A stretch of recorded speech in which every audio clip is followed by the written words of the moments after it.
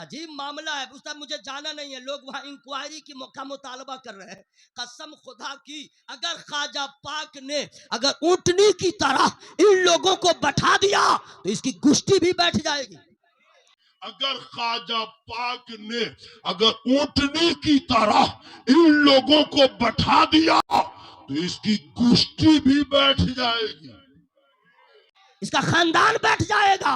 अगर ये शोर मचा रहा है, अगर ये भागो बहार देख रहा है, तो इंडिया की पहचान लाल किला नहीं है, इंडिया की पहचान आगरा का ताजमहल नहीं है, इंडिया की पहचान यहाँ की आबादी नहीं है। अल्लाह का फजल है, इंडिया की पहचान उलमा की नजर में, औलिया की नजर में, अख्ताब की नजर में, सियासी दुनिया में अगर पहचान है तो सरकार ख्वाजा गरीब नवाज है। तो चूंकि अभी लोगों का मिजाज हो गया है, नया मुकर्रिर को लाओ, नया शायर को लाओ, नया अनाउंसर को लाओ। अब हमको लगता है कुछ दिनों के बाद, शादी के 20 साल के बाद कहीं आंदोलन हो जाए, नई बीवी को लाओ। चलो भाई ठीक है। अब जब शायर आता है तो कहते हैं नया कलाम सुनाइए जी, ये भी फरमाइश होती है। New new NEW new, English बोल दे रहा हूँ स्पेलिंग के साथ। मौलाना लोगों को लोग हल्के में लेते हैं, ये लोग चौपट हैं, ऐसा कुछ नहीं है। ये जितना पढ़े लिखे हैं, अभी आप बहुत दूर हैं। A to Z आपने पढ़ा, मैथ पढ़ा, साइंस पढ़ा, ज्योग्राफिया पढ़ा, ये पढ़ा, वो पढ़ा, B टेक C टेक, सब टेक आपने कर लिया, ओवरटेक कर लिया। लेकिन अफसोस है कि अभी तक जैसे उलमा कुरान पढ़ते हैं, आज तक आप कुरान ना पढ़ सके। सही बात, क्या बात है, सही पकड़े हजरत, सही पकड़े। आप है कहाँ, आप समझ रहे हैं? तो सारे उलमा ये समझ लीजिए, मेरे जैसा छोटा आदमी इंग्लिश स्पेलिंग के साथ बोल रहा है, तो हमारे बड़े बड़े उलमा का हाल क्या होगा। और रवानी में नहीं, मैं स्पेलिंग बोलता हूँ स्पेलिंग के साथ। लेकिन आप लोग फरमाइश मत कीजिएगा कि पूरी तकरीर स्पेलिंग के साथ करो। I don't have time, time बिल्कुल नहीं है, शॉर्ट टाइम है। ओके, मैं नया कलाम नहीं सुनाऊंगा, पुराना शेर लाया हूँ। एक वो शेर के नई नस्ल के बच्चों को मालूम ही नहीं, जिनकी उम्र 50 साल है, 60 साल है, 70 साल है, उन्हीं को ये शेर पता है। अब मैं वहीं से ढूंढ के लाया हूँ। मैं भी बच्चा था तो मस्जिद में नमाज पढ़ने जाता, तो सुनते सुनते मुझको याद हो गया। उसमें आपको लज्जत कुछ नहीं मिलेगी, लेकिन सबक बहुत बड़ा है। हाँ, सबक बहुत बड़ा है, बहुत बड़ा। अब शेर सुनिए। कर जवानी में इबादत काहिली अच्छी नहीं, क्या बात है। जब बुढ़ापा आ गया कुछ बात बन पड़ती नहीं।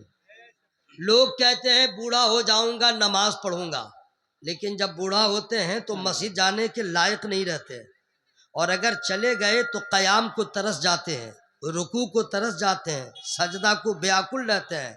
माजूर की तरह कुर्सी पे बैठ के न कयाम कर पाए, न रुकू की लज्जत मिली, न सजदे की चाशनी मिली।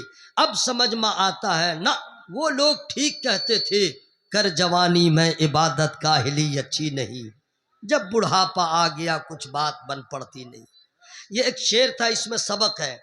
अब इससे जरा आला किस्म का शेर मैं सुना रहा हूँ, लेकिन मैं आपको बताऊं, ये ठाठ है मारता हुआ दीवानों का मजमा। अल्लाह ताला आप लोग की समाज को भी बेदार फरमा दे। मैं शेर सुनाऊंगा पहली बार आपके दयार में, मैं वो शेर का तोहफा लेके आया हूँ, लेकिन मैं फ्री में नहीं सुनाऊंगा। ये नहीं कि आप मुझे पैसा दीजिए, अभी नहीं, आएगा वक्त कभी आप दे सकते हैं, अभी नहीं। फ्री का मतलब ये हो कि आप सुभान अल्लाह कहिए तब मैं शेर सुनाऊंगा। वाह। अच्छा, कुछ लोग हैं जो अड़े हुए हैं कि मैं बोलूंगा ही नहीं, इतना कहा जा रहा है, वो बिल्कुल गिरह लगाए हुए हैं, मैं बोलूंगा नहीं, तुम जो कर लो मैं बोलूंगा नहीं। ठीक है, कब बोलिएगा मैं बता दे रहा हूं, जब बोलती बंद हो जाएगी तब आप बोलेंगे, लेकिन आपकी बोली कोई नहीं सुनेगा। कब? वइज़ल क़ुबूर बुअसिरत अलिमत नफ्सुम मा क़द्दमत व अख़रत, या अय्युहल इंसानु मा गर्रक बिरब्बिकल करीम। ये कुरान की आयत करीमा हमने पढ़ दिया है। अब इसका माना क्या, मीनिंग क्या है, मैं फ्री में नहीं बताऊंगा। आप क्या सोच रहे थे मैं भूल गया हूं, मुझे याद है, मैं नहीं बताऊंगा। मैं गाहे बगाहे बहाने से सोचता हूं कि आप भी जिक्र कर लें। कुछ लोग कहेंगे निसार तुम तकरीर करो, तकरीर करने आए हो, मैं सुनने आया हूं, मैं नहीं बोलूंगा। ऐसे लोगों को कहूंगा दाल रोटी से पेट भर जाएगा तो सालन क्यों?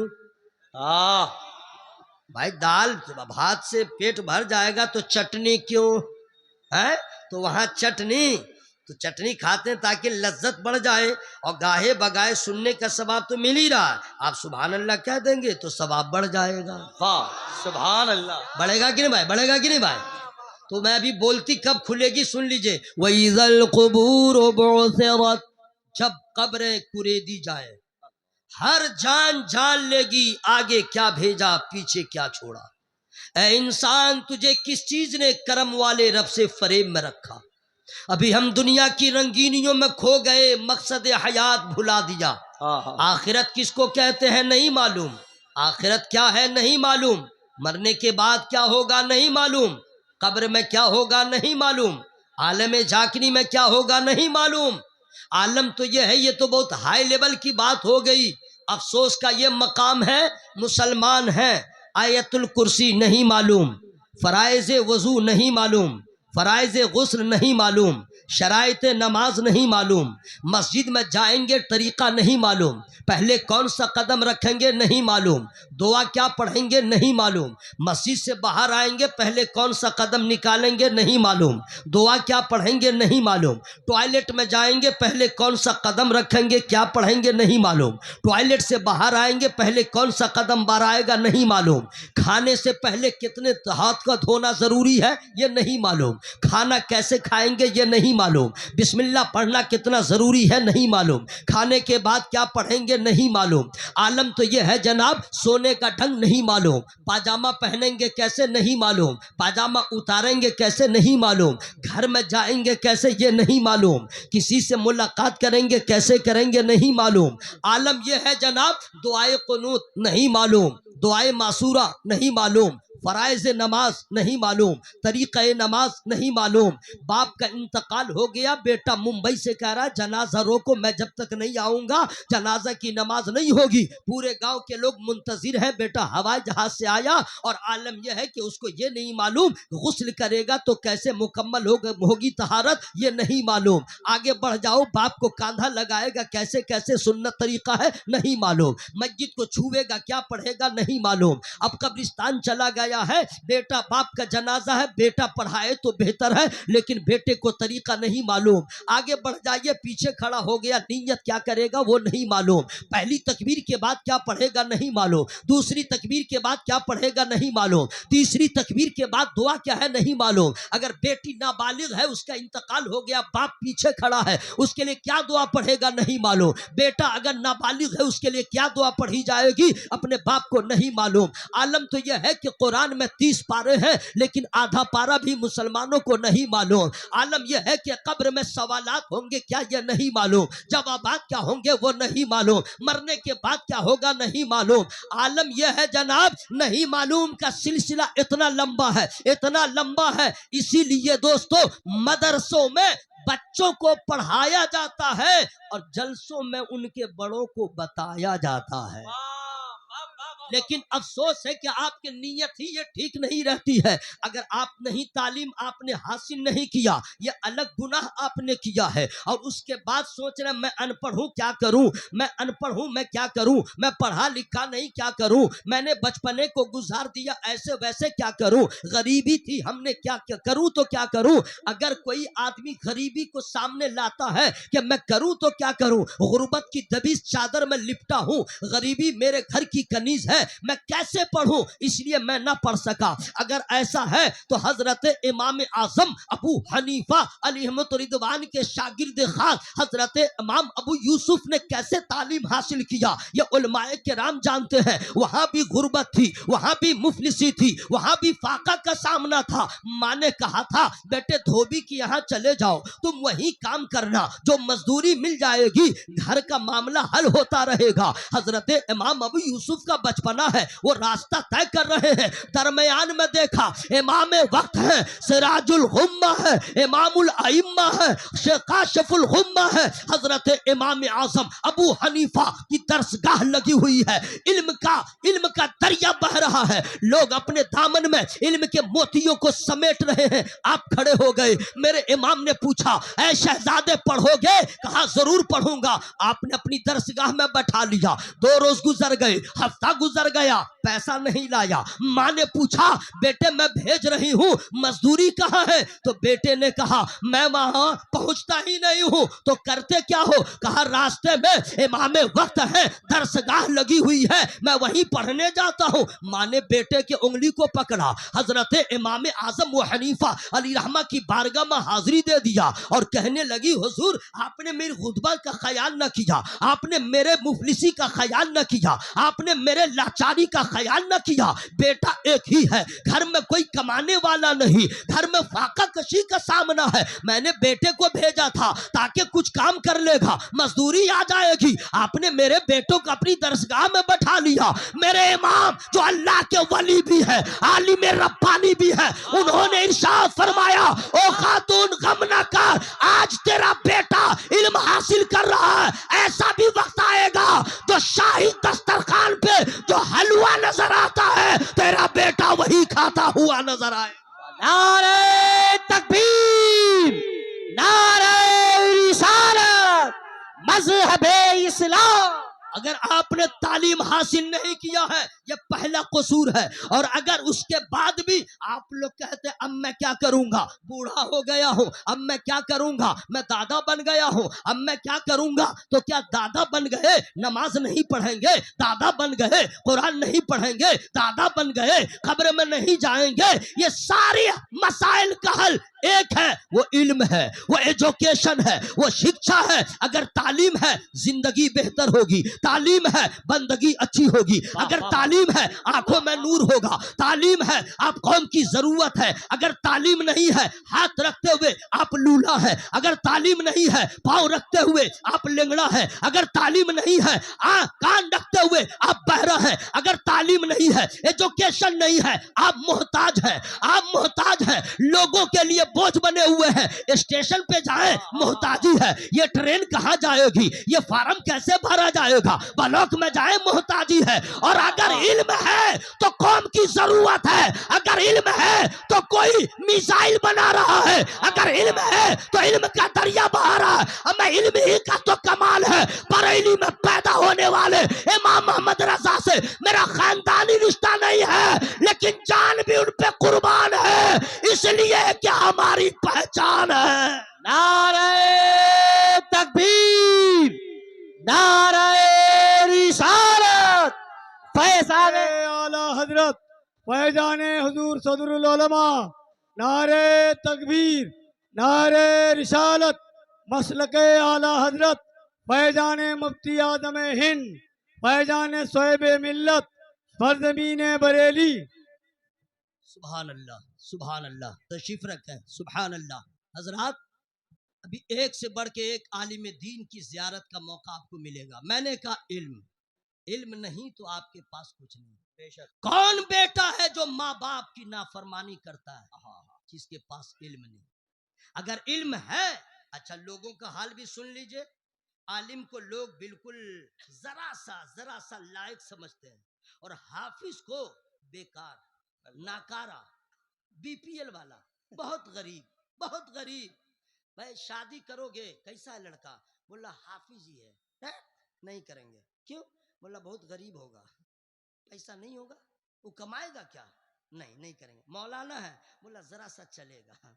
मुफ्ती साहब है तो जरा सा और चलेगा, और हाफिज साहब है नहीं चलेगा। यानी हाफिज है वो कुछ नहीं। लोग इतना हल्का समझते हैं, हाफिज साहब पानी लाओ। लेकिन दोस्तों अगर आप हाफिजे कुरान को हल्के में लेते हैं तो भी आपका दिमाग ठंडा हो जाएगा। लेकिन मैं फ्री में नहीं बताऊंगा। अच्छा आप लोग कब बोलेंगे, कब बोलेंगे? बोल लीजिए। या अल्लाह जो लोग आवाज चापे हुए हैं, या अल्लाह उनकी आवाज को खोल दे, या अल्लाह उनके फेफड़ा में ताकत दे दे, या अल्लाह उनके लीवर में ताकत दे दे, या अल्लाह अकड़े हुए हैं तो उनकी अकड़ को खत्म कर दे, जिद पे हैं तो उनकी जिद को खत्म कर दे। इतना बड़ा मजमा, पिंडाल अब तक फट जाना चाहिए आपकी आवाज से। पिंडाल फटे या अपनी जान चली जाए, मोहब्बत के साथ हवा में हाथों को लहरा के बोले या रसूल अल्लाह। पीछे वाले मेरे भाई, मैं आपकी आवाज नहीं सुन रहा हूं लेकिन मेरा अल्लाह सुन रहा है। पूरा मजमा बोले या रसूल अल्लाह, या रसूल अल्लाह, और जोर से बोले या रसूल अल्लाह। या रसूल अल्लाह। आप हाफिज को हल्के में लेते हैं। आइए आइए, गौसे पाक का नाम आपने सुना है या सुनो जल्दी, सुने हैं ना? आलिम बाद में है, हाफिज पहले। वाह, जरा जोर से बोलो भाई सुभान अल्लाह।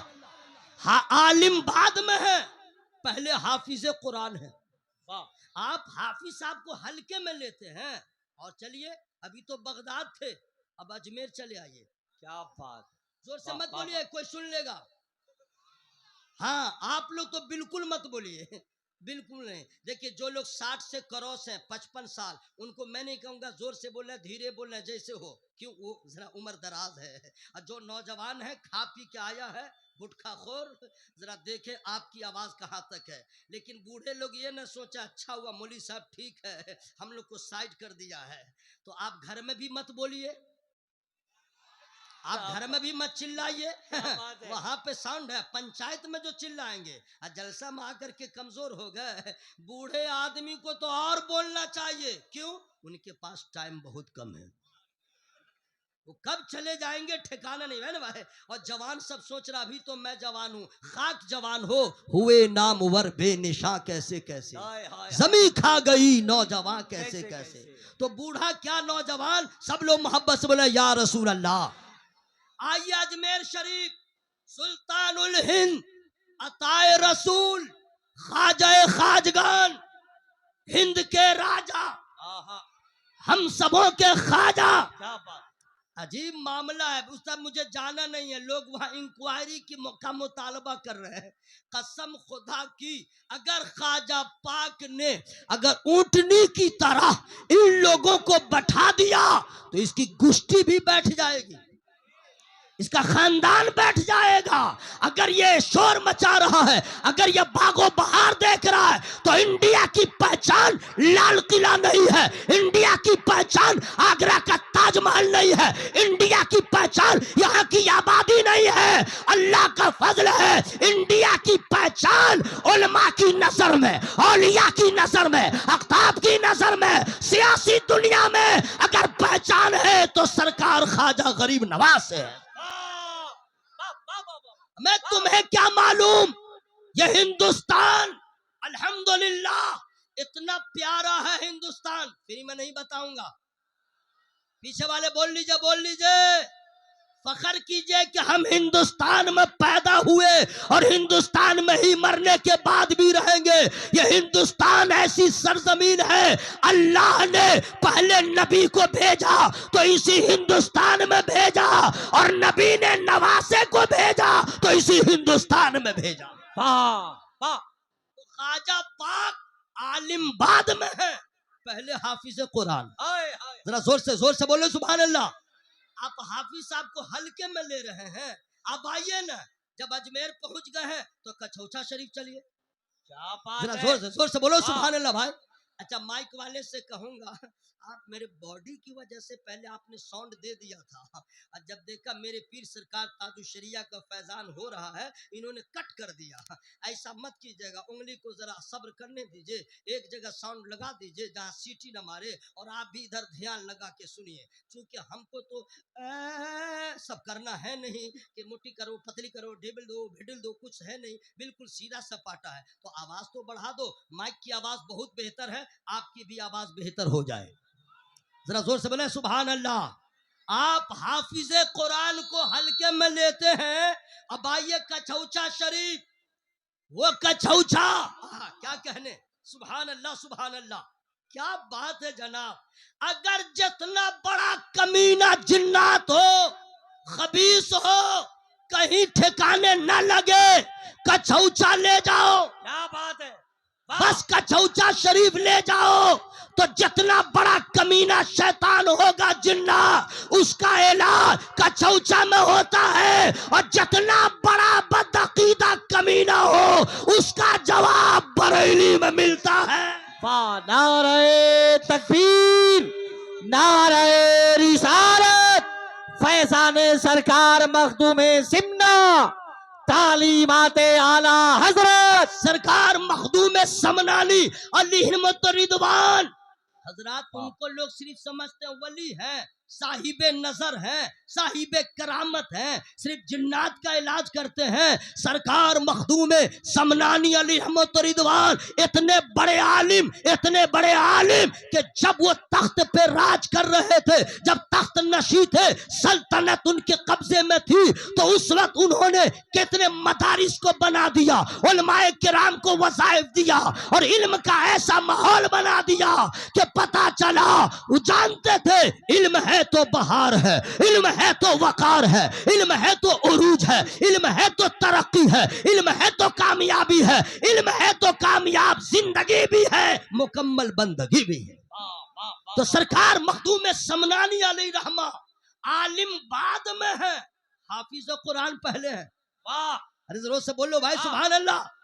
आप अपने मोहल्ले के हाफिज साहब को हल्के में लेते हैं ना, अब देखिए ना कैसे कैसे लोग हाफिज कुरान है, तो कचौचा हो गया ना। अब चलिए सरहंद शरीफ, हुजूर मुजद्दिद अल-फसानी अलैहिम्मत रिदवान, जिन्होंने अकबर को नानी याद करा दिया, क्या बात है, जिन्होंने अकबर का जीना हराम कर दिया, जिन्होंने अकबर के दीन इलाही का जनाजा उठा दिया और कह दिया तेरे जैसे हजार पैदा होंगे, लेकिन हकीकत यह है इस्लाम था, इस्लाम है, इस्लाम, आवाज से बोलो भाई, इस्लाम रहेगा। वो मुजद्दिद अल-फसानी अलैहिम्मत रिदवान आलिम बाद में है, हाफिज कुरान पहले है। वाह वाह, जोर से बोलो भाई सुभान अल्लाह।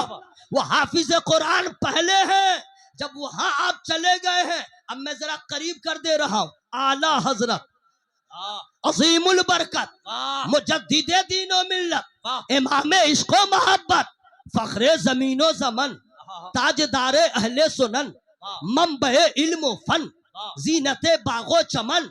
आप लोग चुप रहिए, मैं सुभान अल्लाह बोला, हमको जोश आ रहा है, सुभान अल्लाह सुभान अल्लाह, हमको अच्छा लग रहा है, अपने रजा की बात हो रही है तो मैंने सुभान अल्लाह कह दिया। आप लोग चुप रहिए सुभान अल्लाह। माहिरुल फतावा व शरा सुभान अल्लाह, कामिल तक़वा वल वरा सुभान अल्लाह, खलीक़े अतीक सुभान अल्लाह, तूतिये हदाए के बख्शिश इमाम जलीलुश शान फख्रे हिंदुस्तान, हम सुन्नियों की पहचान, हाफिज मिल्लत के आला हजरत, मुजाहिद मिल्लत के आला हजरत, मरहरा वालों के आला हजरत, बिलग्राम वालों के आला हजरत, मसौली वालों के आला हजरत, कालपी वालों के आला हजरत। तू पूरी दुनिया अपने पीर पे नाज करती है, अब मेरा रजा वो है जिन पे उनका पीर नाज करता है।